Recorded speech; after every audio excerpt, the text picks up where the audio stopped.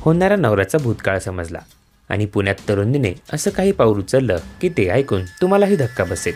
पुण्यातील बिबेवाडी परिसरात राहणारी पल्लवी पोपट फडतरे या डॉक्टर महिलेचं कुलदीप आदिनाथ सावंत या व्यक्तीशी जीवनसाथी.com वर ओळख झाली। याच वेबसाईटच्या माध्यमातून त्यांनी एकमेकांशी संपर्क साधला होता।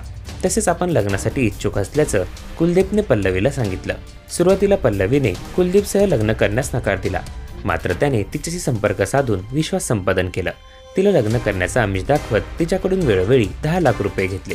ज्यावेळी तिने त्याच्याकडे लग्नासाठी विचारणा केली त्यावेळी त्याने लग्न करण्यास टाळाटाळ करायला सुरुवात केली।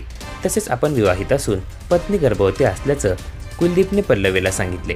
होणाऱ्या पतीचा हा भूतकाळ समजल्यानंतर तरुणीला मानसिक धक्का बसला।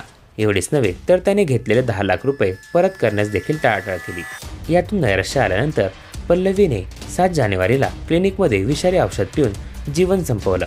या प्रकरणी आता पीडित तरुणीच्या वडिलांनी बिबेवाडी पोलीस ठाण्यात फिर्याद दाखल केली आहे।